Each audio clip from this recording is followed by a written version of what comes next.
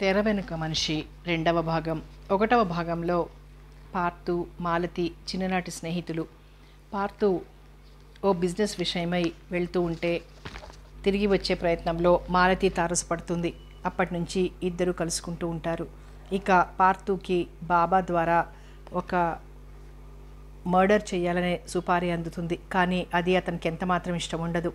ఆ విషయం ఎలా చెప్పాలో బాబాతో అర్థం కాక సతమతమవుతూ ఉంటాడు. కథ కొనసాగుతుంది. సదాశివం దిగ్గున లేచి కూర్చున్నాడు. పీడకల ఓ స్త్రీ హృదయ విదారకంగా రోదిస్తోంది. ఆ రోదన క్రమక్రమంగా పెరగసాగింది. సముద్రపు హోరు భరించరానంతగా ఉంది. నుదుటిపై పట్టిన చెమటలు తుడుచుకుంటున్నాడు. గడియారం వంక చూశాడు. 1 గంట చూపుతోంది. అర్ధరాత్రి ఆ నిశ్శబ్ద వాతావరణంలో చెవులకి ఇంకా ఆ రోదన ధ్వనిస్తోంది. మంచినీళ్ల చెంబు అందుకోబోయి కాస్త దూరంలో మరో మంచంపై నిద్రపోతున్న చెల్లెలు రాధ కోసం చూశాడు. మంచం ఖాళీగా ఉంది. బహుశా బాత్రూంలోకి వెళ్ళుంటుందని అనుకుని మంచినీళ్లు తాగి చెంబు యథాస్థానంలో పెట్టి మంచంపై ఒరిగాడు. కనులు మూసుకున్నాడు. తిరిగి రోదన ధ్వని లీలగా వినబడసాగింది. లేచి కూర్చుని ఆలకించాడు. ఆ రోదన ఇంట్లోంచొస్తోందని స్పష్టమైంది. రాధ ఇంకా రాలేదేమిటి అనుకున్నాడు. తల్లిదండ్రులు గతించడంతో చెల్లెలికి అంతా తానే అయి పెంచాడు. ఆమె అంటే అతడికి ప్రాణం. 10th పాస్ అయింది. పై చదువులు చదవనంది. సదాశివం BA మొదటి సంవత్సరం పూర్తి చేశాడు. హఠాత్తుగా తన తల్లి తండ్రి కారు యాక్సిడెంట్లో ప్రాణాలు కోల్పోయారు. చదువుకు స్వస్తి చెప్పాడు. ఉద్యోగపు వేటలో పడ్డాడు. ప్రయత్నం ఫలించలేదు. నిరాశ పడకుండా వెతకగా చివరికి మిత్రాస్ క్లబ్లో వెయిటర్గా ఉద్యోగం దొరికింది. తన చదువుకు అంతకన్నా మంచి ఉద్యోగం రాదని సంతృప్తి పడ్డాడు. అతన్ని బార్ సెక్షన్లో వేశారు. సభ్యుల అభిరుచికి తగ్గట్టుగా డ్రింక్స్ తయారు చేసేవాడు. అతడు కాక్టైల్ తయారు చేయడంలో వినూత్న రీతుల్ని కనుగొని సభ్యుల్ని మెప్పించాడు. స్ఫురద్రూపి అయిన అతను మితభాషి. సదా చిరునవ్వుతో వినయంగా వేగంగా డ్రింకులు సభ్యులకి అందజేసేవాడు. క్లబ్ ప్రెసిడెంట్ కూడా అతడి పనితీరును మెచ్చుకున్నాడు. నెలకు జీతం 5,000 ముట్టేవి. సభ్యులు సంతోషంగా ఇచ్చే టిప్పుల రూపేణా నెలకు మరో 5,000 సంపాదించేవాడు. క్లబ్కు సెలవు పెట్టిన రోజున సభ్యులు సదాశివం ఎక్కడని అడిగేవారు. రాధ పొదుపుగా అన్న సంపాదన ఖర్చు చేసేది. కాలం గడుస్తుండగా రాధను ఒంటరితనం బాధించసాగింది. సదాశివం డ్యూటీ మీద ఉదయం 11 గంటలకు వెళ్తే రాత్రి ఇంటికి చేరేసరికి ఒక్కోసారి 12 దాటేది.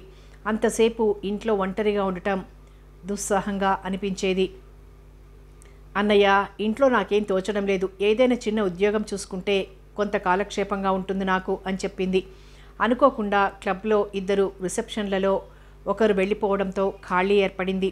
సదాశివం అడగడమే తరువాయి ప్రెసిడెంట్ రాధకు రిసెప్షనిస్ట్గా ఉద్యోగం ఇచ్చాడు. క్లబ్బు దిల్సుఖ్ నగర్లో ఉంది. రాధ వాళ్ళు సుల్తాన్ బజార్లో ఉంటారు. దూరం నుండి రావాలి కనుక ప్రెసిడెంట్ ఆమెను డే షిఫ్ట్లో పనిచేయమని చెప్పాడు. రోజులు ఆనందంగా గడిచిపోతున్న తరుణంలో రాధ జీవితంలో పెను తుఫాన్ ఏర్పడింది. సదాశివం నెమ్మదిగా మంచం మీద నుండి లేచి హాల్లోకి వచ్చాడు. రాధ కనబడకపోవడంతో కాస్త ఆశ్చర్యంగా ముందుకు వెళ్ళి బాత్రూం వైపు వచ్చాడు. తలుపు బయట నుండి గడియ వేసింది. ఇంత రాత్రివేళ ఎక్కడికి వెళ్ళింది అనుకుంటూ వెనుదిరిగి వెళ్లబోతూ వంట ఇంట్లోకి తొంగి చూశాడు.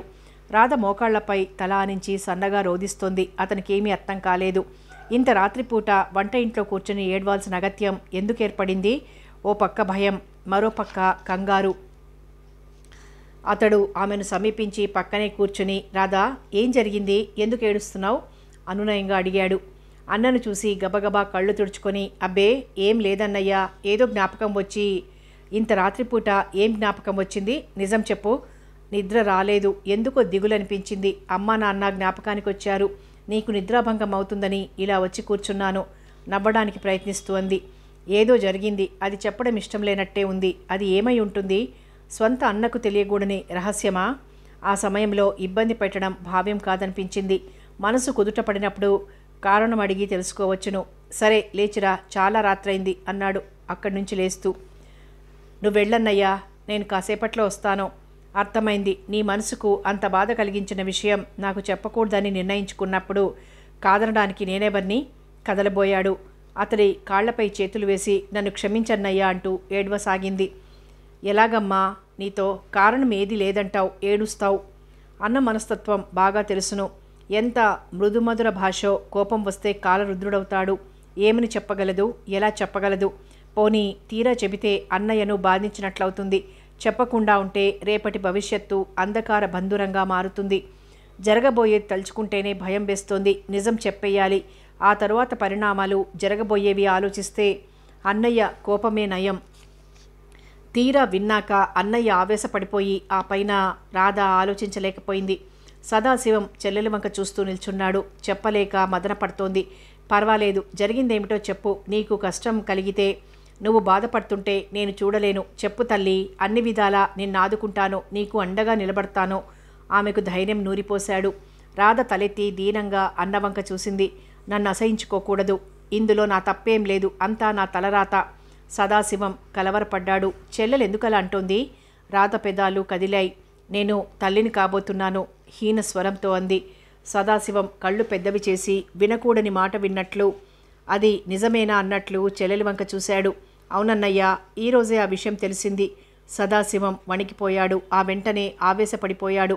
నీకీ దుస్థితికి కారకుడెవరో చెప్పు. వాడెంతటి వాడైనా అవుగాని అన్నాడు కోపంగా. వాడెవడో నువ్వు ఎరుగుదువు. ఇదంతా వాడు చేశాడు అనటానికి సాక్ష్యం లేదు. ధనబలం, మదబలం కలిగినవాడు. భయం లేదు. చేసిన తప్పుకు శిక్ష పడాలి. వివరంగా చెప్తాను. ముందు నాకు మాట ఇవ్వు. వాడి జోలికి నువ్వు వెళ్ళనని. అలాగే, ముందు వాడెవరో చెప్పు. రమేష్. సదాశివం బురుకుటి ముడిపడింది. రమేష్ ఎవరని అడిగాడు. సర్వేశ్వరరావు అబ్బాయి. ఆ పేరు వినగానే వ్రాన్పడిపోయాడు. అతడి గురించి కథలు కథలుగా చెప్పుకుంటారు. వాడి ఉచ్చులో నువ్వెలా చిక్కావు? చిక్కలేదు, చిక్కించుకున్నాడు. అంత పరిచయం మీ మధ్య ఎప్పుడు ఏర్పడింది? ఎప్పుడు ఇదంతా జరిగింది? రాధ చెప్పసాగింది. ఆ రోజు నా డ్యూటీ అయిపోయింది. నా రిలీవర్ గంట ఆలస్యంగా వస్తానని, అంతదాకా కౌంటర్లో ఉండమని క్రితం రోజున అడిగింది. ఆమె కొరకు ఎదురుచూస్తూ రిసెప్షన్లో కూర్చున్నాను. ఆ రమేష్ అనేవాడు స్నేహితులతో క్లబ్కొచ్చాడు. లోపలికి వెళ్తూ నన్ను నోరకంట చూస్తూ ముందుకు వెళ్ళిన వాడల్లా వెనక్కి తిరిగొచ్చి నవ్వుతూ అడిగాడు. కొత్తగా అపాయింట్మెంట్ అయ్యావా? నీ పేరేమిటి? కంగారు పడిపోయాను. కొత్త కదూ, నా విషయం నీకు తెలియదులే అంటూ వెళ్ళిపోయాడు. ఊపిరి పీల్చుకున్నాను. 10 నిమిషాలు గడిచాయి. మళ్ళీ వచ్చాడు కౌంటర్ ముందుకు వంగి. నా ముఖంలోకి చూస్తూ, నువ్వు నాకు నచ్చావు. కల్తీ లేని బంగారానివి. నీ స్నేహం కావాలి. నీకిష్టమేనా అన్నాడు. అయిష్టంగా ముఖం తిప్పుకున్నాను. అడిగానని మరీ బెట్టు చెయ్యకు. నేను కనుసైగ చేస్తే చాలు అమ్మాయిలు నా ఒళ్ళో వచ్చి వాళ్తారు. నా స్నేహం కొరకు, నా పరిచయం కోసం తహతహలాడిపోతారు. ప్లీజ్ ఇక్కడి నుంచి వెళ్ళిపోండి, పని చేసుకోనివ్వండి అన్నాను విసుగ్గా. వాడు వెళ్ళిపోయాడు. నా డ్యూటీ వేళలు తెలుసుకుని ఉండాలి. మర్నాడు 12 గంటలకి క్లబ్కొచ్చాడు. అతను కౌంటర్ వైపు నడిచొస్తుంటే నేను గజగజ వణికిపోయాను. హాయ్ రాధా, ఈవేళ అందంగా ముస్తాబై వచ్చావు. నాకోసమే కదా అన్నాడు. వెంట వచ్చిన స్నేహితులు పకపక నవ్వారు. లజ్జతో తలంచుకున్నాను. 4 తిట్టి కసి తీర్చుకోవాలనిపించింది. వాడు నవ్వుకుంటూ స్నేహితులతో వెళ్ళిపోయాడు. అలా వరుసగా రోజు రావడం, ఏదో అనడం పరిపాటైంది. కౌంటర్లో కూర్చోవడం కష్టంగా తోచింది. వాడి వేధింపులు భరించడం మహా ఇబ్బందిగా ఉంది. ఈ విషయం నీతో చెప్పాలనుకున్నాను. నువ్వు కోపంతో వాడి మీదకు వెళ్తే చేస్తున్న ఉద్యోగాలు ఊడిపోతాయి. ఓ రోజు వచ్చి ముష్టి 3000 జీతం ఇస్తారు ఇక్కడ. నా స్నేహం నిన్ను అందలం ఎక్కిస్తుంది, ఆలోచించుకో అన్నాడు. మరో రోజు నా నోటితో చెప్పలేని మాట అన్నాడు. వాడి మాటలు, వెకిలి చేష్టలు సహించలేక ధైర్యంగా, చూడు ఇంతవరకు ఓర్పు వహించాను. అందరూ నీ కళ్ళకి ఆటబొమ్మలనుకుంటున్నావు. నేను అలాంటి దాన్ని కాదు. మీ ప్రవర్తన బాగాలేదు. నేను ప్రెసిడెంట్కి ఫిర్యాదు చేస్తాను అన్నాను. వాడు పకపక నవ్వి, వాడు నన్నేం చేస్తాడు? నేను తలుచుకుంటే క్షణంలో వాడి ప్రెసిడెంట్ గిరి ఊడిపోతుంది. ఆ తర్వాత బలవంతంగానైనా నీ చేత ఒప్పించగలను. ఆలోచించుకో హెచ్చరించి వెళ్ళిపోయాడు. ఆఫీస్కు రాకుండా ఉంటే వాడి బాధ తప్పుతుందని వారం రోజులు సెలవు పెట్టాను. సెలవు కదా అని నిశ్చింతగా నిద్రపోయాను. ఓ నాడు నువ్వు డ్యూటీకి వెళ్ళాక భోజనం చేసొచ్చి తలుపులకు గడియపెట్టి పాత మ్యాగజైన్ తిరిగేస్తుండగా తలుపు చప్పుడైంది. తలుపు తీశాను. ఎదురుగా ఆ రమేష్. వాణ్ణి చూడగానే నిలువెల్లా కంపించిపోయాను. సెలవు పెడితే రారనుకున్నావా? నా కోరిక తీర్చే వరకు నువ్వెక్కడికి వెళ్ళినా వస్తూనే ఉంటాను. అరుస్తాను, గోల చేస్తాను, మర్యాదగా వెళ్ళిపో అని బెదిరించాను. చేస్తే పొయ్యేది నీ పరువే, ఎవ్వరూ నమ్మరు. ఇంటికి నువ్వే ఆహ్వానించావని చెబితే నిన్ను అసహించుకుంటారు అని బెదిరించాడు. అలా నువ్వు లేని సమయంలో రావడం ప్రారంభించాడు. వాడి బారిన పడకుండా నువ్వు వెళ్ళిపోగానే ఇంటికి తాళం వేసి రంగమణి అత్తయ్య ఇంటికి వెళ్ళి కూర్చున్నాను. అత్తయ్య చాలా మంచిది. మాటల సందర్భంలో ఆమె గతం చెప్పుకొచ్చింది. వారిది తెనాలట. భార్యాభర్తలిరువురు రంగస్థల నటులు. నటించినందుకు డబ్బు కూడా ముట్టేది. వాళ్లకు సరోజ ఒక్కతే అమ్మాయి. నాటక ప్రదర్శనల నిమిత్తం ఊళ్ళు తిరగాల్సి వచ్చేది. సరోజ చదువు పాడవుతుందని అత్తయ్య తమ్ముడు చెన్నైలో ఏదో స్టార్ హోటల్లో అకౌంటెంట్, అక్కడికి పంపించింది. హార్ట్అటాక్తో భర్త పోయాడు. నాటకాల ప్రదర్శనలు తగ్గాయి. ఉన్న ఇల్లు అమ్మేసి హైదరాబాద్ చేరింది. ఇల్లు కొన్నది. టీవీలోనూ సినిమాలోనూ పాత్రలు ధరించసాగింది. ఎన్నాళ్ళు ఇంటికి తాళం వేసి వారింటికి వీరింటికి వెళ్ళను, తెలిసిన వాళ్లను ఇంటికి రమ్మని చెబితే వచ్చి కూర్చునేవారు.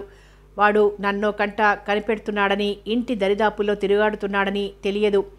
అస్తమానం ఎవరొస్తారు? మరో ఉపాయం ఆలోచించాను. వీధి గుమ్మానికి తాళం బిగించి పెరటి గుమ్మం తలుపులు తెరిచేదానిని.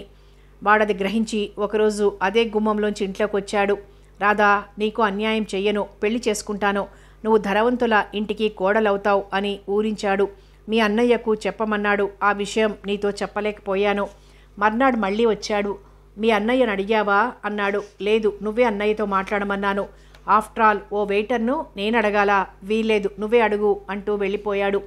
నిస్సహాయరాలిలా ఏడుస్తూ కూర్చుండిపోయాను.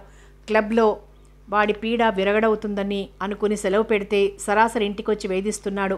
మానసికంగా కృంగిపోయాను. నువ్వున్నంతసేపు నాలోని బాధ పైకి కనపడకుండా, నీకు అనుమానం కలగకుండా నడుచుకునేదాన్ని. క్లబ్కు వెళ్ళడం అంటే విసుగు పుట్టింది. ఇవాళ వీడు, రేపు మరొకడు. నా అందం నాకు శత్రువైంది. 2 రోజులు గడిచాయి. 3వ రోజు హడావిడిగా వచ్చాడు. వచ్చి రావడంతోనే పెళ్లి విషయం మీ అన్నతో మాట్లాడావా లేదా సీరియస్గా అడిగాడు. నేను మౌనం దాల్చాను. నాకు ఓపిక నశించింది. ఇప్పుడే మనం పెళ్లి చేసుకుందాం అని చుట్టూ చూశాడు. వాడేమంటున్నాడో అర్థం కాక అయోమయ స్థితిలో ఉండగా వాడు ముందుకు వెళ్ళి అమ్మా నాన్నల ఫోటోలకు తగిలించిన దండలు తీశాడు. చనిపోయిన మీ అమ్మా నాన్నల సాక్షిగా నిన్ను పెళ్లి చేసుకుంటున్నాను అంటూ ఓ దండ నా మెళ్ళో వేశాడు. మరో దండ నా చేత బలవంతంగా తన మెళ్ళో వేయించుకున్నాడు. ఇప్పుడు మనం భార్యాభర్తలం. ఈ శుభ సందర్భంలో మనం సెలబ్రేట్ చేసుకోవాలంటూ నన్ను కౌగిలించుకోబోయాడు. దూరంగా తొలగి నిల్చున్నాను. భర్తగా నీపై సర్వ హక్కులున్నాయి. తిరస్కరిస్తే ఊరుకోను. నా ప్రతిఘటన వాడికి ఆటగా మారింది. వాడు రెచ్చిపోయాడు. బలవంతంగా నన్ను దొరకపుచ్చుకున్నాడు. పైశాచిక బలంతో నన్ను మలినపరిచాడు. నేను వెక్కి వెక్కి ఏడుస్తుంటే పకపకా నవ్వి, నా అంచనా తప్పు కాలేదు, మేలిమి బంగారానివి, ఇంతటి సుఖం ఏ ఆడదం దగ్గర పొందలేదు, బాయ్ అంటూ వెళ్ళిపోయాడు. నా శరీరం మీద నాకే అసహ్యం కలిగింది. అపరాధ భావంతో నీతో ముక్తసరిగా మాట్లాడుతూ ఉన్నాను. అలసిపోయి వచ్చిన నువ్వది గుర్తించలేకపోయావు. అలా వరుసగా 3 రోజులు ఇంటికి రావడం, నన్ను బలవంతంగా అనుభవించి వెళ్తాడు.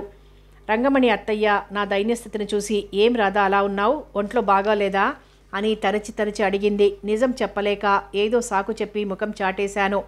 క్లబ్ ఉద్యోగానికి వెళ్ళనని నీతో చెప్పాను.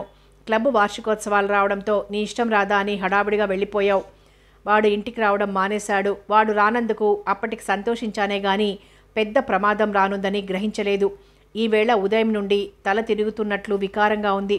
నువ్వు డ్యూటీకి వెళ్ళిపోయాక డాక్టర్ కమలాదేవి దగ్గరికి వెళ్ళి నా శరీర పరిస్థితి చెప్పాను. డాక్టర్ గారు ఏవో 2 ప్రశ్నలు అడిగింది. తర్వాత టెస్ట్ చేసి నవ్వుతూ, కంగ్రాట్స్ అమ్మాయి, నువ్వు తల్లివి కాబోతున్నావు అని చెప్పింది. ఆ మాట వినగానే గజగజ వణికిపోయాను.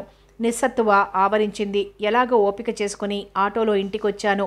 నా దౌర్భాగ్య స్థితికి విలపించాను. చావు ఒక్కటే శరణ్యమనుకున్నాను. నా దౌర్భాగ్య స్థితికి కారకుడు ఆ రమేష్. వాడి దగ్గరికి వెళ్ళాలనుకున్నాను, కానీ వాడు అంగీకరించడు. నువ్వెవరివో నాకు తెలియదంటాడు. కేవలం నన్ను అనుభవించాలని పెళ్లి పేరుతో వశపరుచుకున్నాడు. ఇదంతా నా స్వయంకృతం. వాడు నా వెంట పడుతున్నప్పుడే నీకు చెప్పి ఉండాల్సింది. ఏదో ఒక మార్గం చూసేవాడివి. తన పరపతి ఉపయోగించి మనల్ని నాశనం చేయగలడు.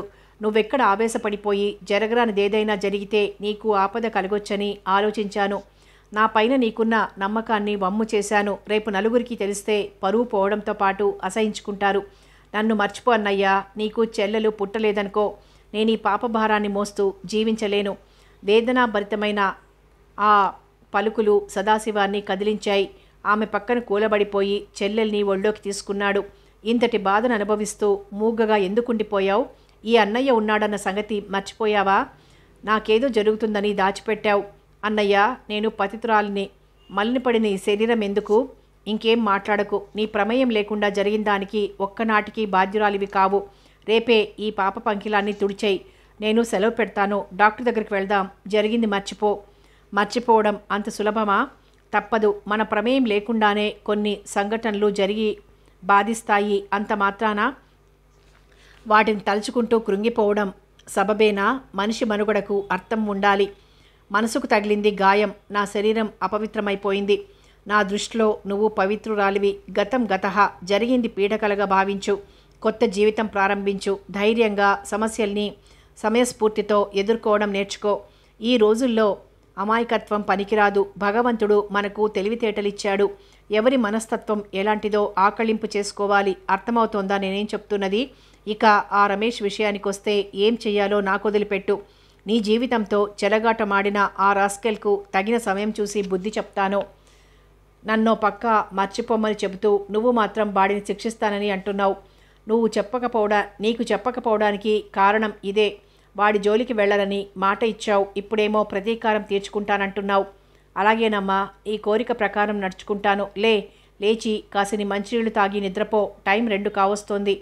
రాధను పొదివి పట్టుకొని సదాశివం గదిలోకి తీసుకొచ్చాడు. సదాశివం ఆలోచనలు మరో విధంగా ఉన్నాయి. చెల్లెల్ని ఊరడించడానికి అన్నాడే గాని మనసులో మాత్రం నిర్ణయం తీసుకున్నాడు. రాధ అన్నట్లు ముఖాముఖిగా వాడితో తలపడలేడు. తన చెల్లెల్ని బాధించిన వాడిని వదిలిపెట్టే ప్రసక్తి లేనేలేదు. ఉపాయంగా వాడిపై ప్రతీకారం తీర్చుకోవాలి. కొడుకు చేస్తున్న అరాచకాలు ఇంటివారికి తెలియాలి. ఇక ముందు అమ్మాయిల జోలికి రాకుండా వాడికి శాశ్వతంగా గోరీ కట్టాలి. ఇలా ఆ రాత్రి మరో కోణంలో మరణశాసనం జరిగిపోయింది. ఈ మంచం ఇరువురికి సరిపోదు. మంచంపై నువ్వు పడుకో అని పార్తూతో అని తన కొరకు నేల మీద పడక ఏర్పాటు చేసుకుంది మాలతి. అర్ధరాత్రి దాటింది. అల్లరి వేషాలు చాలించి బుద్ధిగా నిద్రపోవాలి. మాలతి పక్క మీద వాలింది. 2 నిమిషాల్లో గాఢ నిద్రలోకి జారింది. కొత్త స్థలం మూలాన పార్తూ ఎంత ప్రయత్నించినా నిద్ర రాలేదు. వెల్లకిలా పడుకుని కప్పు వంక చూస్తూ ఉండిపోయాడు. తల తిప్పి మాలతి వంక చూశాడు. విడివడని పెదాల మధ్య చిరుహాసం నిలిచి ఉంది. మధురానుభూతికి ఇంకా వీడలేదు. తమ మధ్య ఏ బంధం ఉందని ఆమెతో ఆనందం పంచుకున్నాడు. వివాహం కాకుండా తను తప్పు చేశాడనిపించింది. తనను నమ్మి తన సర్వస్వాన్ని అర్పించింది. ఆమెను శాశ్వతంగా తనదానిగా చేసుకోవడమే సరైన పరిష్కారం. కానీ బాబా అంగీకరిస్తాడో లేదో. తన జీవిత ప్రస్థానంలో ఇదో మార్పు. గడిచిన జీవితంలో ఎన్నో మలుపులు, ఒడిదుడుకులు. గతం వైపు అతడి ఆలోచనలు పరిగెట్టాయి. ఏలూరుకు 50 మైళ్ళ దూరంలో వాళ్ల ఊరుండేది. ఊరి పేరు మర్చిపోయాడు. అతడికి ఊహ తెలిసేటప్పటికీ తల్లి మాత్రమే తెలుసును. తనకో మేనత్త ఉందని, వాళ్ళెక్కడో దూర ప్రాంతంలో ఉంటున్నారని, తన బారసాలకు వచ్చి వెళ్లారని, ఆ తరువాత వారి వివరాలు తెలియవని తల్లి అనడం విన్నాడు. తండ్రి కలపడితిలో గుమాస్తా ఉద్యోగం. పెంకుటిల్లు వాళ్లది. పార్థసారథి అని పిలిచేవాడు. తల్లి మాత్రం పార్థు అనేది. తన పేరు విషయంలో వారు తగులాడుకునేవారు.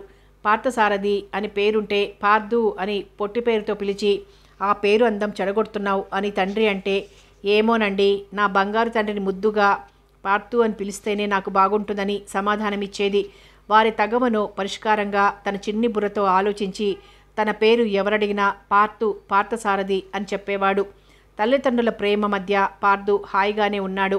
అతడికి 5వ ఏడు నడుస్తుండగా ఓ రోజు ఓ మనిషి అడితి నుండి కంగారుగా పరిగెత్తుకొచ్చాడు. పిడుగులాంటి వార్త చెప్పాడు. అతడు చెప్పింది విని తల్లి స్పృహ తప్పి పడిపోయింది. పార్థుకేమీ అర్థం కాక బిక్కమొహం వేసుకొని కూర్చున్నాడు. తండ్రి శవాన్ని ఇంటికి తీసుకొచ్చారు. తల్లి ఎందుకు ఏడుస్తున్నది, తండ్రి అలా ఎందుకున్నాడు, అతడి సందేహాలకు సమాధానం ఎవరిస్తారా సమయంలో? గుమిగూడిన జనం మాట్లాడుతున్నారు. వింటున్నాడే గాని ఒక్క మాట అర్థం కాలేదు. ఆ రోజు అడితిలో దుంగల్లోడ్తో లారీ వచ్చింది. అన్లోడింగ్ జరుగుతోంది. పక్కగా నిల్చునున్నాడు. ఓ పెద్ద దుంగ లారీలోంచి పక్కకు జారి అతని తల మీద పడింది. అబ్బా అంటూ పడిపోయాడు. తగలరాని చోటు తగలడంతో ప్రాణాలు పోయాయి. ఊహించని సంఘటన. అందరూ గాబరా పడిపోయారు. అడితి యజమాని కేసు పోలీసుల దాకా వెళ్తే గొడవతోనే అవుతుందని స్వయంగా శవాన్ని ఇంటికి తీసుకొచ్చి దహన కార్యక్రమం జరపమని తొందర చేశాడు. తల్లికి 50,000 ఇచ్చి కేసుల దాకా వెళ్ళొద్దని బ్రతిమాలాడు. తన దురదృష్టానికి మరొకరిని నిందించి లాభం లేదని తలూపింది.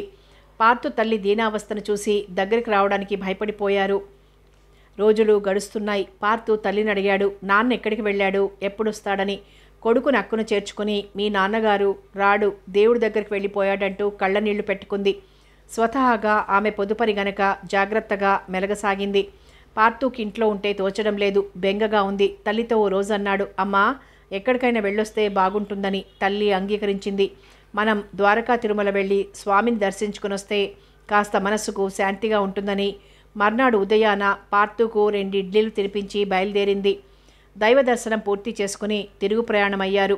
ఏలూరు మెయిన్ రోడ్ మీదకి బస్సు వచ్చి నిలిచిపోయింది. కిలోమీటర్ వరకు వాహనాలు నిలిచిపోయి ఉన్నాయి. రైతులంతా రోడ్డుకు అడ్డంగా కూర్చుని ప్రభుత్వం విత్తనాలు, ఎరువులు సరఫరా చేయాలంటూ నినాదాలు చేస్తున్నారు. దాదాపు వాళ్ళు 500 దాకా ఉన్నారు. పోలీసులు వచ్చారు. వారికి నచ్చజెప్పారు. మొండిగా తమ కోర్కెలు తీరే వరకు విరమించేది లేదని హఠం వేసుకుని కూర్చున్నారు. ఓ పక్క వాహనదారులలో అసహనం. పోలీసు పటాలం దిగింది. నయానా భయానా చెప్పి చూశారు. ఫలితం లేకపోవడంతో ఎస్ఐ లాఠీచార్జీకి ఆర్డర్ ఇచ్చాడు. పోలీసులు కేకలు వేస్తూ లాఠీలు జడిపించారు. అదంతా పార్థుకు వింతగా తోచింది. లాఠీ దెబ్బలు ఒంటి మీద పడేసరికి రైతులు చెల్లాచెదురయ్యారు. పరిస్థితి అదుపులోకి వచ్చేసరికి గంట పట్టింది. కొందరిని అరెస్ట్ చేసి స్టేషన్కి తరలించారు. పోలీస్ కానిస్టేబుల్ రోడ్డు మధ్య నిలబడి ఈ వైపు నిలిచిన వాహనాలను బయలుదేరి వెళ్లమని సైగ చేశారు. కొన్ని వాహనాలు వెళ్ళాక ఆగమని, ఎదురు వాహనాలను బయలుదేరమని చెయ్యూపాడు. ఇటు నుంచి కొన్ని వాహనాలు, అటు నుంచి కొన్ని వాహనాలు అలా బయలుదేరి వెళ్ళసాగాయి. పార్థు కూర్చున్న బస్సు బయలుదేరింది. సరిగ్గా అదే సమయానికి ఓ ఆయిల్ ట్యాంకర్ బయలుదేరి రాసాగింది. తీరా 2 వాహనాలు ఎదురైనాయి. ట్యాంకర్ నడుపుతున్న డ్రైవర్ బస్సుకు దారి ఇవ్వడానికంటూ కుడివైపుకు తిప్పాడు ట్యాంకర్ని. బస్సు డ్రైవర్ అర్థంగాక ముందుకు వెళ్లబోయి ట్యాంకర్ని ఢీకొట్టాడు. ఆయిల్ ట్యాంకర్ పగిలి ఆయిల్ ఎగజిమ్మి బస్సుపై పడింది. దాంతోపాటు ఉవ్వెత్తున మంటలు లేచాయి. బస్సులోని ప్రయాణికుల హాహాకారాలతో నిండిపోయింది. క్షణాల్లో జరిగిన ప్రమాదానికి దిగ్భ్రాంతులై కర్తవ్యమూఢులై చూస్తూ ఉండిపోయారు పోలీసులు. బస్సు లోపల మంటలు వ్యాపించాయి. ఎవరికి వారు బస్సులోంచి బయటికి రావాలనుకున్నారు. తోపులాటలో తల్లి చీరకు నిప్పంటుకుంది. కొడుకును రక్షించాలనుకుంది. పార్థు నెత్తుకుని జనాన్ని తోసుకుంటూ వెళ్ళి కొడుకును దూరంగా విసిరేసింది. పార్థు కింద పడుతూ అమ్మా నరిచి మూర్చపోయాడు. ఆ మంటల్లో ఆమె కాలిపోయింది. పోలీసులు రంగంలోకి దిగారు. ఫైర్ ఇంజన్లు వచ్చాయి. మంటల్ని ఆర్పేశారు. అప్పటికే ఆ 2 వాహనాలు చాలా భాగం దగ్ధమైపోయాయి. క్షతగాత్రులను హాస్పిటల్కి తరలించారు. పార్థు ఒంటి మీద గాయాలు చిన్నవే అయినా షాక్ వల్ల 24 గంటల వరకు స్పృహలో లేడు. అతడు కళ్ళు తెరిచి చుట్టూ కనబడిన మంచాలు, రోగులు, నర్సులు, డాక్టర్ల హడావిడిగా తిరుగుతూ ఉండడం చూసి భయపడిపోయి అమ్మా అంటూ తల్లి కోసం ఏడవసాగాడు.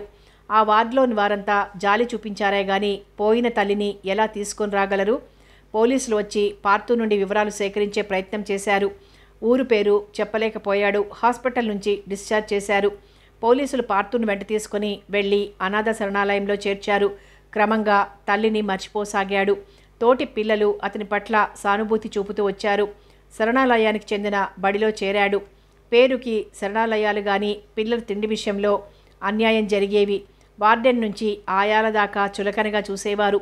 మంచి భోజనం వాళ్ళు మెక్కి పిల్లలకు మాత్రం మాడు చెక్కలు, నీళ్ల మజ్జిగ పిల్లల చేత పనిచేయిస్తూ తాము కబుర్లు చెప్తూ కూర్చునేవారు. శరణాలయం బడిలో కూడా అదే తంతు. పిల్లల్ని ఇంటికి పంపి పని చేయించుకోవడం, పాఠాలు శ్రద్ధగా చెప్పకపోవడం, కాస్త తప్పుకైనా కఠినంగా శిక్షించడం టీచర్లు చేసేవారు. ఆ బాధలు పడలేక కొందరు పిల్లలు పారిపోవడానికి ప్రయత్నిస్తే వారిని పట్టుకొచ్చి 3 రోజులు తిండి పెట్టక గదిలో బంధించుంచేవారు. పార్థు అన్నిటినీ సహిస్తూ వచ్చాడు. 5 ఏళ్లు గడిచాయి. పార్థు 5వ క్లాస్. బక్కపల్చగా ఉంటాడు. కాస్త పొడుగు ఎదిగాడు. చెప్పిన పని చేయడం, చదువుకోవడం తప్ప ఇతర విషయాలు పట్టించుకునేవాడు కాదు. వార్డెన్ కళ్లల్లో పడ్డాడు. అప్పట్నుంచి రోజు ఇంటికి రావాలని, భార్య చెప్పే పనులు చేసి వెళ్ళమని ఆదేశించాడు. వార్డెన్ భార్య బుద్ధి మంచిది కాదు. కుర్రాడని చూడకుండా ఇంటెడు చాకరీ చేయించేది. పార్థు వెంట ఉంటూ చిన్న విషయానికి కేకలు వేస్తుండేది. పరీక్షలు దగ్గర పడుతున్నాయి. అయినా ఆ ఇంట్లో చాకరీ తప్పడం లేదు. అదే మాట వార్డెన్తో మొరపెట్టుకున్నాడు. బోర్డి పరీక్షలు, అమ్మగారు చెప్పిన పనులు పూర్తి చేసి వెళ్ళు, వెళ్ళగానే నిద్రపోకు, చదువు, అర్థమైందా అని గుడ్లురిమాడు. రాత్రి 9 గంటలకి గదికి చేరేవాడు. అప్పటికే తోటి పిల్లలు తినేసి పుస్తకాలు తిరిగేస్తుండేవారు. ఆకలి దహించుకుపోతుంటే కాళ్ళీడ్చుకుంటూ వంటగదిలోకి వెళ్తే ఖాళీ గిన్నెలు దర్శనమిచ్చేవి. ఆయాలలో ఒక ఆమె మాత్రం అప్పుడప్పుడు పార్థు కోసం కాస్త తిండి దాచిపెట్టేది. ఆమె రాని రోజు ఆ రాత్రి పస్తుండాల్సిందే. వరండాలో కూర్చుని లైటు వెలుగులో దోమల్ని తోలుకుంటూ చదువుకునేవాడు. పరీక్షలు జరిగాయి. స్వతహాగా తెలివైనవాడు కాబట్టి పార్థు పరీక్షలన్నీ సంతృప్తిగా రాశాడు. సెలవులిచ్చారు. అయినా పిల్లలకి ఆట విడుపు లేదు. శరణాలయానికి చెందిన చిన్న తోట ఉండేది. మధ్యాహ్నం వరకు పిల్లలంతా తోట పని విధిగా చెయ్యాలి. అందులో పండించే కూరగాయలు టీచర్ల ఇళ్లకు, పనివాళ్ల ఇళ్లకు చేరేవి. పార్థు డ్యూటీ మాత్రం వార్డెన్ ఇంట్లో తప్పనిసరైంది. వార్డెన్ బయటకు వెళ్లడం ఆలస్యం. వార్డెన్ భార్య సోఫాలో అడ్డంగా పడుకుని కాళ్ళు పట్టమనేది, లేదా నూనె రాసి మసాజ్ చేయమనేది, గట్టిగా నొక్కమనేది. కడుపు నిండా మెక్కుతున్నావుగా అని కసిరేది. చేతులు నొప్పి పెడుతున్నా గంటల కొద్దీ ఆమె కాళ్ళు పట్టాల్సొచ్చేది. ఓ రోజు చీర మోకాళ్ల దాకా జరిపి నూనె రాయ్ అంది. అలాంటి పనులు భర్త లేనప్పుడు చేయమనేది. పార్థు నూనె కాళ్లకు పూసి వర్ధన చేస్తుండగా భర్త ఇంట్లోకొచ్చాడు. వార్డెన్ భార్య చటుక్కున లేచి చీర సవరించుకుంటూ కాలితో పార్థును తన్నింది. దరిద్ర పిల్లాడా, కాళ్ళు నొప్పెడుతున్నాయి, కాస్త నూనె రాయరా అంటే చేతులు ఎక్కడో వేస్తావా అంది. భర్త నిజం తెలియక పార్థును తీవ్రంగా కొట్టాడు. ఈ పూట నీకు తిండి లేదు అన్నాడు వార్డెన్. పార్థు కళ్ళ నీళ్లు పెట్టుకుంటూ గదికొచ్చాడు. అందరూ కూర్చుని భోజనం చేస్తున్నారు. పార్థుకు ఆ పూట భోజనం దొరకలేదు. అలాగే ఏడుస్తూ ఓ మూల ముడుచుకొని కూర్చున్నాడు. అందరూ వెళ్ళిపోయాక ఆయా కొంగుచాట్న దాచిన గిన్నె తీసి గబగబా తినేయి, ఆ వార్డెన్ ఓ రాక్షసుడు, వాడి భార్య అంతకన్నా ఓ పెద్ద రాక్షసి అని 4 సానుభూతి వాక్యాలు చెప్పి వెళ్ళిపోయింది. పార్థు గిన్నె ఖాళీ చేసి వచ్చి కూర్చున్నాడు. ఈ రాత్రికి ఎలాగైనా ఇక్కడి నుంచి తప్పించుకోవాలి, ఈ నరకంలో ఉండలేనని నిశ్చయించుకున్నాడు. ఆ రాత్రి పలాయనానికి సిద్ధమయ్యాడు. 11 గంటల సమయంలో నెమ్మదిగా సవ్వడి కాకుండా గేటును సమీపించాడు. కాపలా ఉండవలసిన మనిషి అక్కడ కనపడలేదు. వేగంగా గేటెక్కి బయటికి దూకేశాడు. వెంటనే పరుగు లంకించుకున్నాడు. అలా మైలు దూరం దాకా పరిగెత్తాడు. అలుపొచ్చి ఆగిపోయాడు. అక్కడక్కడ వీధి స్తంభాలకున్న లైట్లు వెలుగుతున్నాయి. అతడు ఏ ప్రదేశంలో ఉన్నాడో అర్థం కాలేదు. ఈ 5 ఏళ్లు జైలు లాంటి ఆశ్రమంలో ఉన్నాడు. ఎటువైపు వెళ్లాలో తెలియడం లేదు. అదృష్టం, ఇంతలోకే ఓ గుంపు రోడ్డు మీదకి రావడం జరిగింది. త్వరగా నడవండి, రైలు రావడానికి ఇంకా అరగంటే టైం ఉంది, మనం తెల్లారేసరికల్లా విజయవాడకు చేరకపోతే ముహూర్తానికి అందుకోలేం అంటూ ఆ గుంపులోని ఓ వ్యక్తి తొందర చేశాడు. పార్థు ఆ గుంపుతో పాటు నడవసాగాడు. నడవండి నడవండి, వెళ్ళేది పెళ్లికైనా పెళ్లి నడకలు పనికిరావు, తిరిగి ఆ వ్యక్తి హెచ్చరించాడు. మరో 5 నిమిషాల్లో స్టేషన్లో ఉంటాం, టికెట్లు ముందుగానే కొని ఉంచారు కదా, అస్తమానం నువ్వు కంగారు పడిపోయి మమ్మల్ని కంగారు పెడుతుంటావు, మరో వ్యక్తి విసుగ్గా అన్నాడు.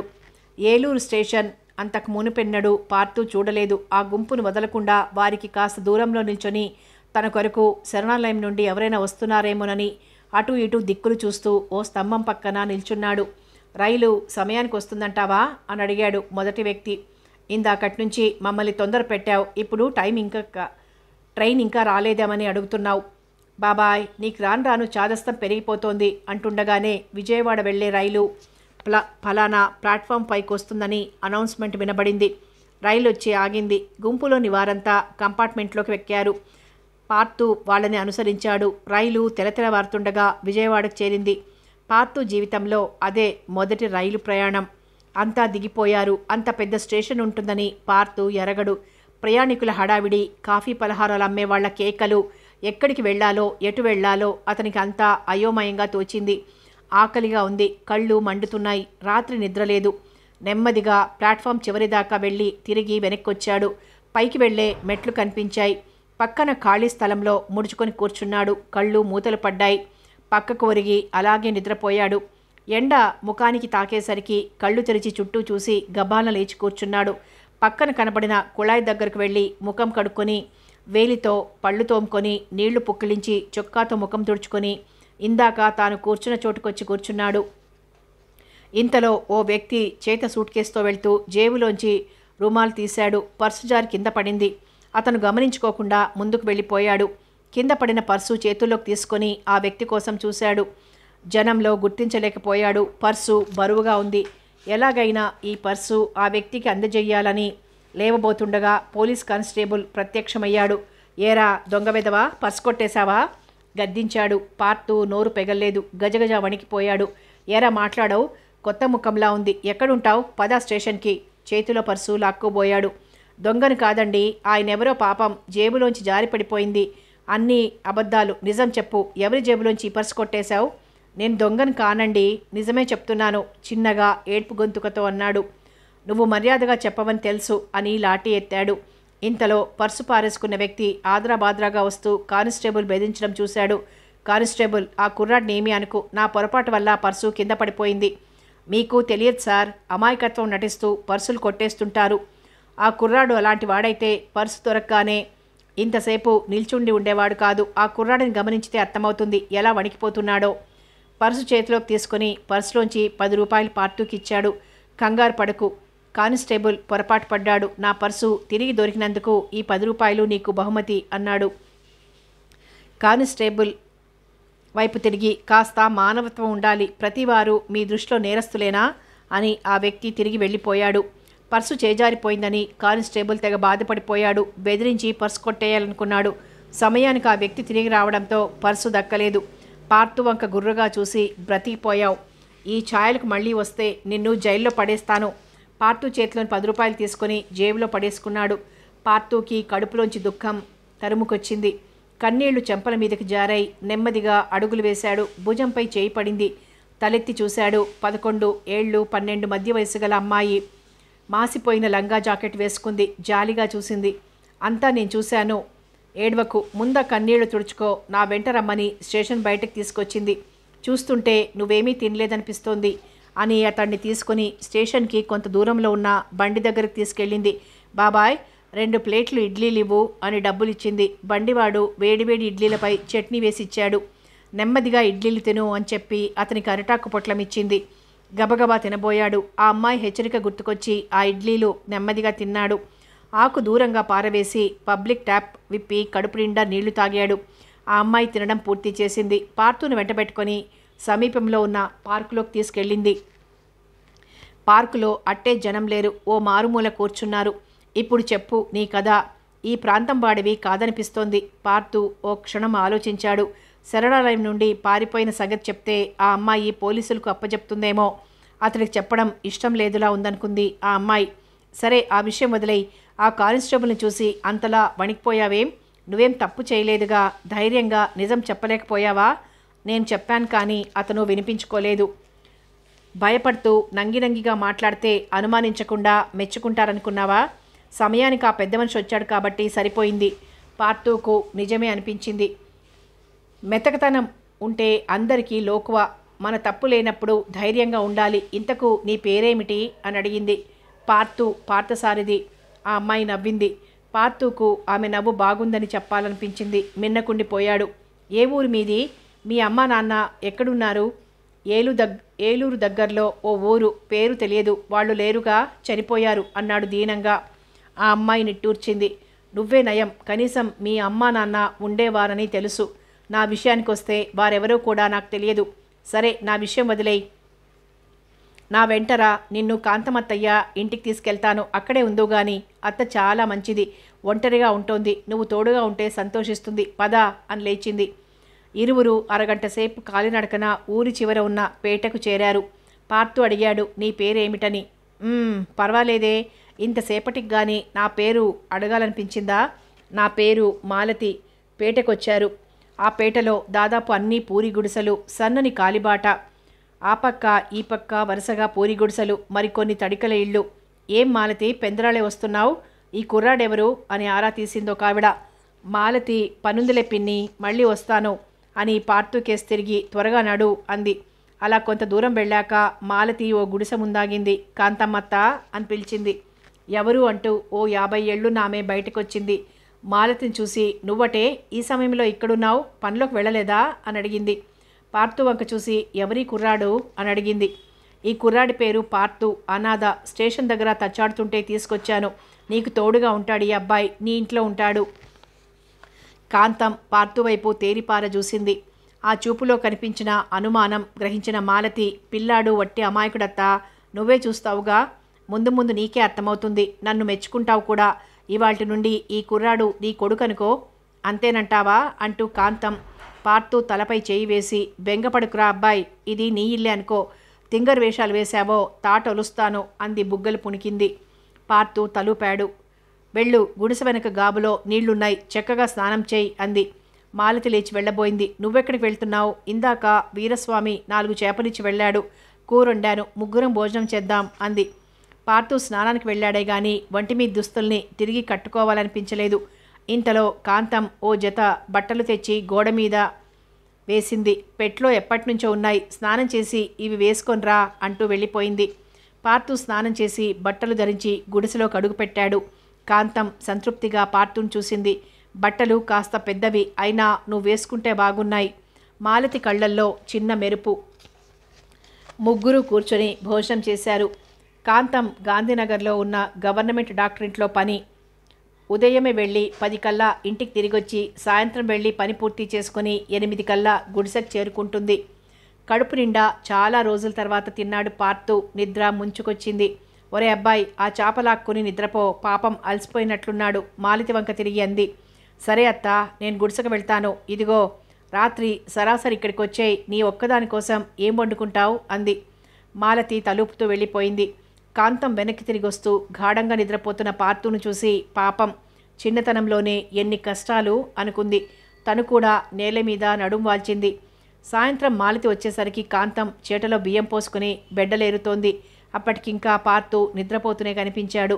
పాపం, పడుకున్నవాడు పడుకున్నట్లే ఉన్నాడు. కొన్ని గంటలకే పార్థుపై అభిమానం చూపుతోంది ఈ కాంతమ్మత్త. కించిత్ అసూయ పొడసూపింది ఆమెలో. నువ్విలా గారాబం చేశావంటే నెత్తికెక్కి కూర్చుంటాడు. మాలతి గొంతు విని పార్థు నిద్రలేచాడు. కానీ కళ్ళు తెరవకుండా వాళ్ల సంభాషణ వింటూ ఉండిపోయాడు. పోనీలేవే, కుర్రాడికి ఏమంత వయసుందని కష్టపడమంటావు? వాడు ఒప్పుకుంటే బళ్ళోకి వెళ్ళి చదువుకోమంటాను. పార్థు లేచి కూర్చున్నాడు. అమ్మా అని పిలిచాడు. కాంతం ఉలిక్కి పడింది, సంబరపడింది. అమ్మ అన్న పిలుపు విని ముప్పిరిగొన్న సంతోషంతో చివాళ్ళ లేచి పార్థుని అక్కున చేర్చుకుంది. ఎంత తీయగా పిలిచావురా అంది. మాలతికి వింతగా తోచింది అదంతా. ఏరా కన్నా, టీ కాచివనా అని అడిగింది తల అడ్డంగా ఆడిస్తూ. అది కాదమ్మా, నేను చదువుకోను. మరేం చేస్తారు దొరగారు? ఎకశక్యంగా అడిగింది మాలతి. రేపటి నుంచి నీతో పాటు పనికొస్తాను. ఏమిటి పని చేస్తావా? దీర్ఘం తీస్తూ అంది. మళ్ళీ తానే అంది. మొంగిగా ఉంటే నువ్వు అమ్మగలవా అంది. అది కాదురా పార్థు, మాలతి రోజు రైల్వే స్టేషన్లో ప్లాట్ఫారంలపై తిరుగుతూ వేయించిన శనగలు, వేరుశెనగలు అమ్ముతుంది. మాటల చాతుర్యం కావాలి, చురుకుదనం కావాలి విడమర్చి చెప్పింది కాంతం. ఓ, ఆ పనైతే నేను చేయగలను, నువ్వు చేయలేవు. కాచుకో, నీకంటే వేగంగా అమ్మగలను ఉక్రోషంగా అన్నాడు. తీసుకెళ్లవే వాడిని, ఇందులో కష్టనష్టాలు అర్థమవుతాయి. మాలతి అంగీకారంగా తలూపింది. పెందలకడొస్తాను, తయారై సిద్ధంగా ఉండమని చెప్పింది. మర్నాడు పార్థు ఉత్సాహంగా తయారై మాలతి కోసం ఎదురుచూస్తూ కూర్చున్నాడు. మాలతి వచ్చింది. కాంతం కాచిన గంజి చెరో గ్లాస్ తాగి బయలుదేరారు. త్వరగా అడుగులు వేయి అంది మాలతి పార్థుతో. పార్థు ఆమె పక్కగా వచ్చి నడుస్తూ, నేను మాట చెప్పనా అన్నాడు. మాలతి అతడి వెంక మెడసారించి చూసింది. నిన్ను మాలతి అని పిలవాలంటే నాకు నచ్చడం లేదు. నిన్ను లత అని పిలుస్తాను. అతన్ని అదోలా చూసి, ఇంకా ఏం నచ్చలేదో చెప్పేశాయి అంది. నీ మనసు చాలా మంచిది, అందరికీ సహాయం చేస్తావు. మరి ఎప్పుడూ కోపంగా కనిపిస్తావెందుకు? నువ్వు నవ్వుతుంటే బాగుంటుంది, నీ అందం మరింత పెరుగుతుంది పార్థు మెల్లని స్వరంతో అన్నాడు. మాలతి మదిలో సన్నని పులకరింత. పైకి మాత్రం కోపం నటిస్తూ అంది. పైకి అమాయకుడిలా కనిపిస్తావు, మాటలు బాగానే వస్తాయి. సినిమాలు చూసి నేర్చావా? నేను ఇంతవరకు ఏ సినిమా చూడలేదు, కొన్ని పుస్తకాలు చదివాను. ఏమో బాబు, నీలా మాట్లాడలేను. మోటు పని చేసుకునేవాళ్ళం. పని చేసుకునేవాళ్ళు మనుషులు కారా? వారికి మనసులుండవా? నా మనసుకు తోచిన మాట చెప్పాను. మాటలు కట్టిపెట్టి త్వరగా నడు అంది. అక్కడితో వాళ్ల మధ్య మాటలు నిలిచిపోయాయి. మార్కెట్కి వెళ్లేదాకా ఎవ్వరూ మాట్లాడుకోలేదు. మార్కెట్ పక్క సందులోకి వెళ్ళి మాలతి ఓ కొట్టు ముందాగింది. కొట్టు యజమాని ఆమెను చూసి నవ్వుతూ, నిన్న రాలేదేమిటి అని అడిగాడు. పనుండి రాలేకపోయాను. నా బుట్ట సిద్ధంగా ఉందా అని అడిగింది. నిమిషంలో ఇస్తానని ఓ బుట్టలో వేయించిన శనగలు, వేరుశెనగలు, దాంతోపాటు కొలత కోసం 2 చిన్న డబ్బాలు, చింపిన కాగితాల కట్ట ఇచ్చాడు. బాబాయ్, మరో బుట్ట కూడా తయారు చేయి. ఈ రోజు నుంచి నేను కూడా అమ్ముకొస్తాను అన్నాడు పార్థు. విస్మయంగా చూసింది మాలతి. ఈ రోజుకు మాత్రం నా వెంటరా, నేనెలా అమ్ముతుంటానో గమనించు అంది. నేను అమ్మగలను బాబాయ్, త్వరగా ఇవ్వు బుట్ట. ఈ కుర్రాడెవరు మాలతి? కొట్టు యజమాని అడిగాడు. మా కాంతం అత్తయ్యకు వరుసకు కొడుకు. పర్వాలేదు, పూచి నాది. అబ్బాయి, జాగ్రత్తగా అమ్మాలి. బుట్టలోని సరుకు విలువ 5 రూపాయలు. మొత్తం సరుకు అమ్మితే నీ వాటా 2 రూపాయలు. పార్థు తలూపాడు. ఇరువురు బుట్టలు పట్టుకుని స్టేషన్ చేరారు. జాగ్రత్తగా కొలిచి డబ్బులు తీసుకో హెచ్చరించింది. స్టేషన్ బయట ఎవరు ముందొచ్చినా వేప చెట్టు దగ్గర నిల్చోవాలి. ప్లాట్ఫారానికి చెరో దిక్కు బయలుదేరారు. పోలీసు ఎదురుపడినప్పుడు తప్పుకుంటూ చురుగ్గా ప్లాట్ఫారాలపై కలియదిరుగుతూ గంటన్నరలో సరుకంతా అమ్మేశాడు. ఖాళీ బుట్ట పట్టుకుని స్టేషన్ బయటకొచ్చి మాలతి కోసం ఎదురు చూడసాగాడు. చాలాసేపటికి మాలతి వచ్చింది. వచ్చి రాగానే బుట్టలోని సరుకు అమ్మకుండగా ఇక్కడ నిల్చున్నావా అని బుట్టలోకి తొంగి చూసింది. ఖాళీగా ఉంది. ఆశ్చర్యంగా సరుకంతా అమ్ముడుపోయిందా అంది. అవునంత లూపాడు. ఏమిటో ఇవాళ సగం బుట్ట సరుకు అలాగే ఉండిపోయింది అంది దిగులుగా. లత, నీ బుట్ట ఇలా ఇవ్వు, ఇప్పుడే వస్తాను, ఎక్కడికి వెళ్ళకు అంటూ బుట్ట తీసుకుని వేగంగా వెళ్ళిపోయాడు. గంట తరువాత పార్తు తిరిగొచ్చాడు. సంతోషంతో కళ్ళెగరేస్తూ జేబులోంచి 3 రూపాయలు తీసి ఖాళీ బుట్టతో పాటిచ్చాడు. ఇదిగో ఈ డబ్బు నా బుట్ట అమ్మిన బాపతు. పని మరో 5 రూపాయలు ఇచ్చాడు. ఆ డబ్బులో 2 రూపాయల నోట్లు తప్ప అంతా చిల్లరే. ఖాళీ బుట్టలు తీసుకుని కొట్టుకొచ్చారు. చిల్లరంతా లెక్కపెట్టి 10 రూపాయలున్నాయని గల్లాపెట్టెలో వేసుకున్నాడు. కమిషన్ కింద 4 రూపాయలు ఇచ్చాడు మాలతికి. పార్తు కొట్టు యజమానితో ఇలా అన్నాడు. బాబాయ్, రేపొస్తాం. నాకు మాత్రం వేయించిన శనగలు, పల్లీలకు కాస్త కారం ఉప్పు జోడించు. సన్నగా తరిగిన ఉల్లిపాయలు, కొత్తిమీర కావాలి. అలాగే మరో బుట్టలో వెల్లుల్లి కారం కలిపిన మరమరాలు సిద్ధం చేయి. పార్తు వంక చూసింది. అతని మాటలు వింతగానూ ఆశ్చర్యంగానూ ఉన్నాయి.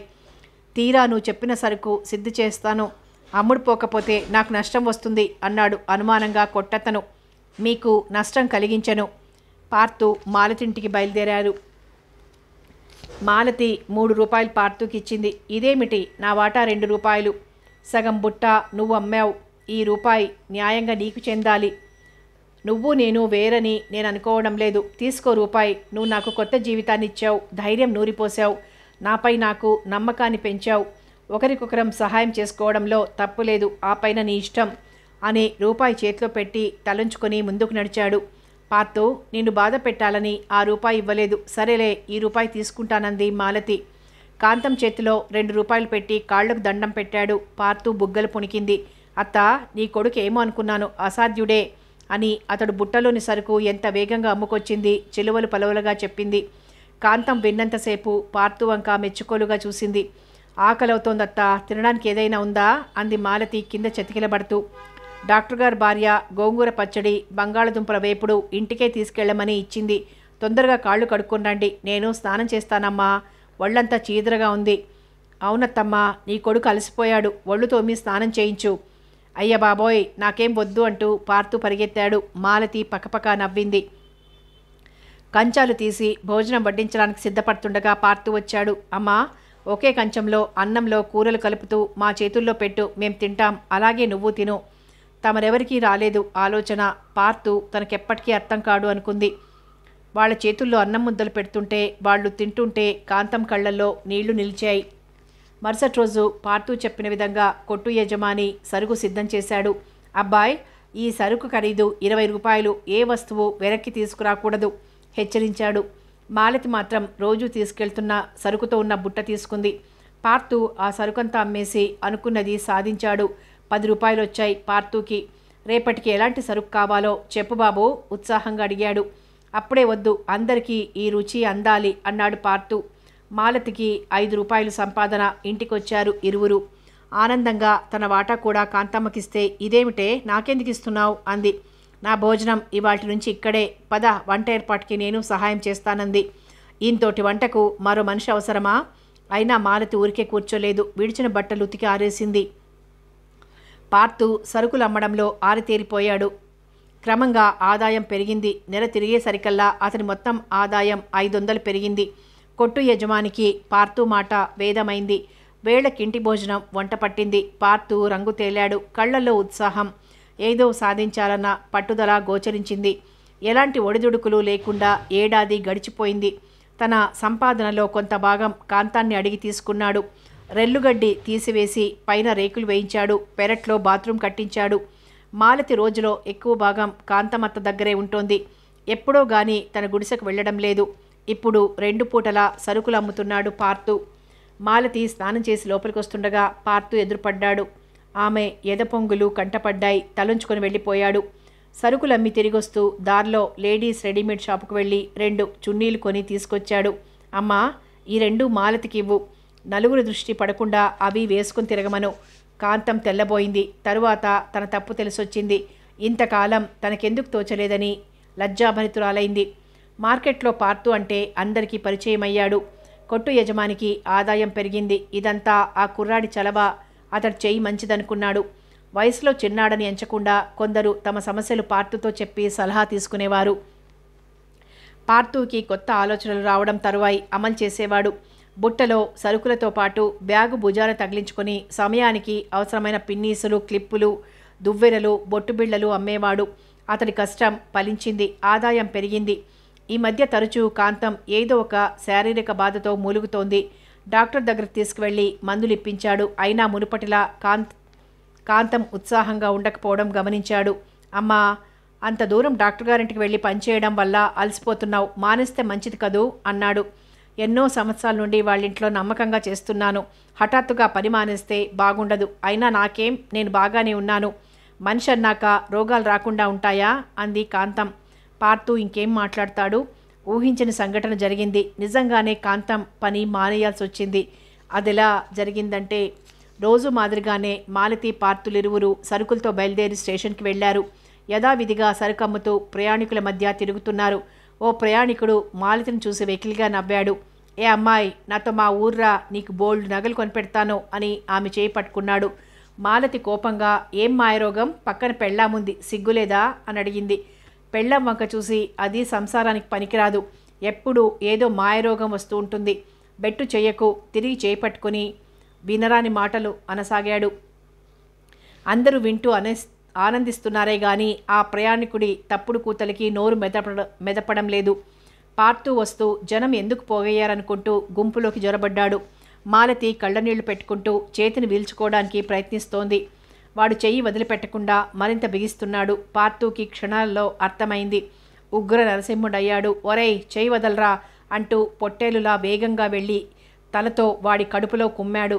ఆ ప్రయాణికుడు వెల్లకిలా పడ్డాడు. వాడి మీద కూర్చొని ఆ చెంప ఈ చెంప బలంగా వాయించాడు.